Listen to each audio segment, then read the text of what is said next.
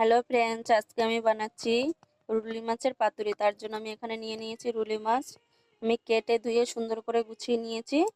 তারপরে এর মধ্যে দিয়ে দিয়েছি আমি মশলাগুলো। এখানে দিয়ে দিয়েছি আমি লবণ, হলুদ, লঙ্কার গুঁড়ো, আর দিয়েছি তোমার সর্ষের তেল, পেঁয়াজ কুচিয়ে দিয়েছি, আর দিয়েছি ধনেপাতা কুচি। ঠিক আছে, এবার আমি এটাকে সুন্দর করে মাখিয়ে নেব। আর আমি এখানে কলা পাতা ধুয়ে সুন্দর করে তেল মাখিয়ে নিয়েছি এটাকে।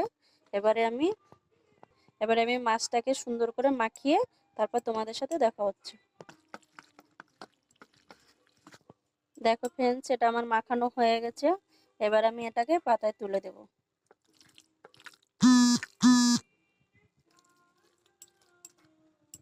দেখো, এটাকে আমি সুন্দর করে পাতায় সাজিয়ে দিয়ে দিয়েছি। দেখো, এবার আমি একটা খালি কড়াই নেব। কড়াইটা হালকা একটু গরম করে নিয়ে এটা কড়াইটার মধ্যে আস্তে করে দিয়ে দেবো, যাতে আমার পাতাটা ছিঁড়ে না যায়।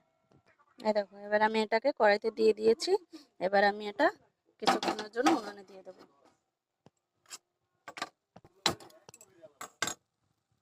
দেখো, এবার আমি এটাকে হালকা মিডিয়ামে দেব। আমি একদম হালকা দেব। হালকা দিয়ে তো আমি এটাকে হালকা করে একটুখানি ধুয়ে হালকা করে একটুখানি জল দেবো। এই যে এটা আমি দিয়ে দেবো মাছের মধ্যে। দেখো, এটাকে আমি হালকা করে একটুখানি ধুয়ে একটুখানি জল দিয়ে দিয়েছি। এবার এটাকে আমি 4 মিনিটের মতো আমি এটাকে হতে দেবো। 4-5 মিনিট আমি এটাকে একদম লো আঁচে হতে দেবো। আজ আমি এটাকে একটু ঢাকা দিয়ে দেবো।